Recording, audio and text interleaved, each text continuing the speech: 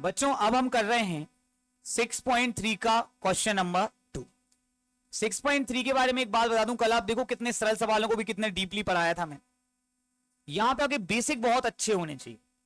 मैं आपसे कुछ पूछना चाहता हूं, आप मेरी बात ध्यान से सुनिए। आपने चांदा देखा है?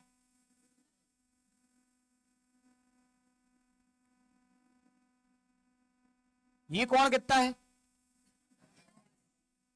और ये कौन कितना है? टोटल कितना हो गया? रेखा का कोण 180 होता है। अब मान लो ये कोण में यहां पे ये वाला कोण 90 ना लेके 70 ले लूं, क्या ले लूं? देखो बेटा, हम मेहनत करना बंद कर देंगे अगर मुझे लगता है कि आप लोग सो हो रहे हैं। तो ये कितना होगा बताओ? तुम्हें कैसे पता? क्योंकि टोटल तो 180, इनको कहते हैं रेखीय युगल के कोण। किस किस को ये बात पहले से पता है? इन बच्चों के लिए ताली बजाई जाए। बजाओ बजाओ।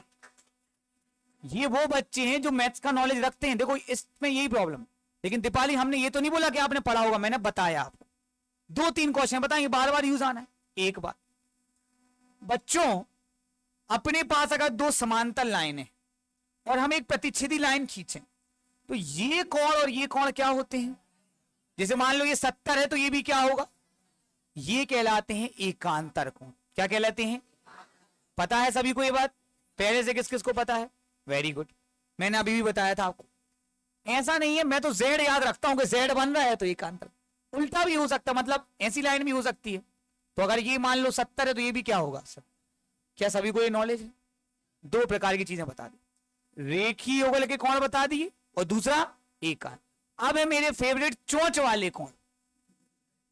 हाँ, आप हंस सकते हैं लेकिन आपको हमेशा याद रहेगा, जे ऐसे ये दो ही चोंचे मिल रही हैं ऐसे, इनको क्या कहते हैं?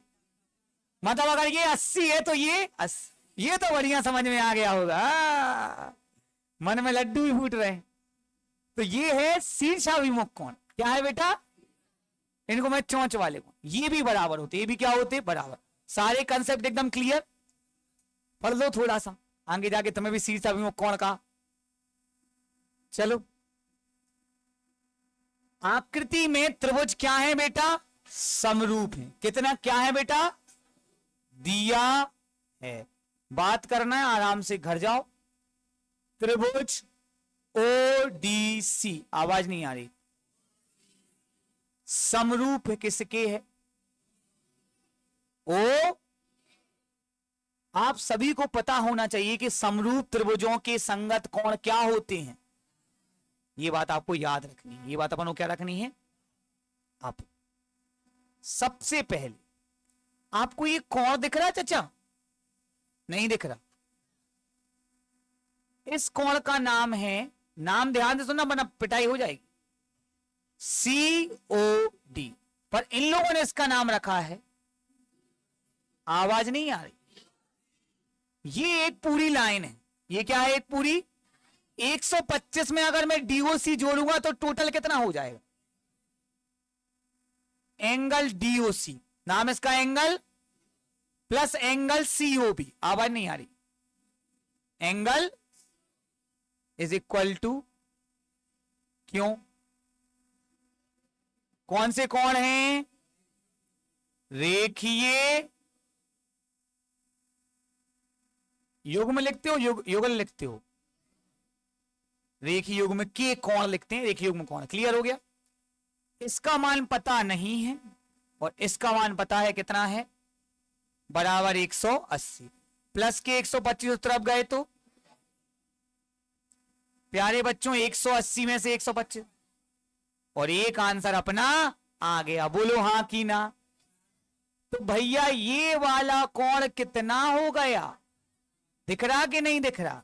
नहीं दिख रहा। चलो थोड़ा सा बड़ा कर देते हैं। ईश्वर का दिया हुआ सब कुछ है, जगह भी है।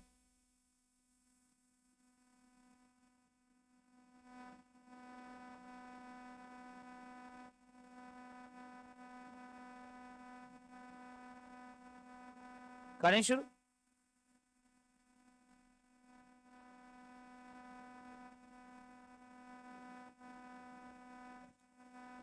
चलो तो ये वाला जो अपना कोण है ये कितना आ गया 55।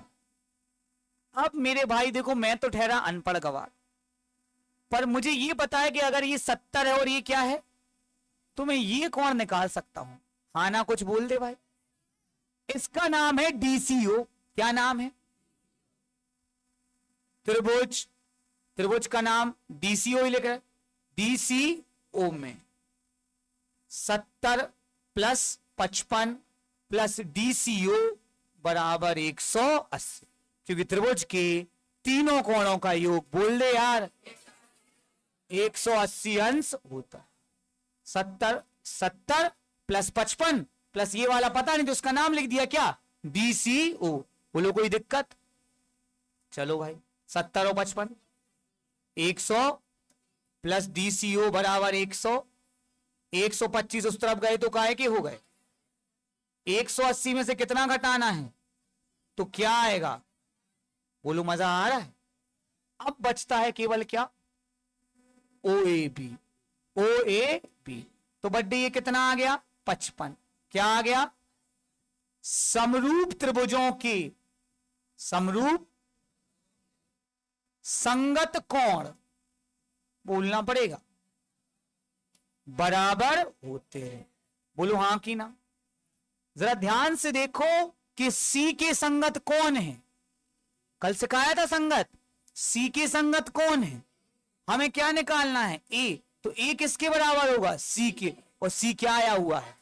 और वैसे एकांतर कोण का कंसेप्ट भी लग रहा है, पर उन्होंने समरूपता बोला तो अपन समरूपता लगा रहे हैं।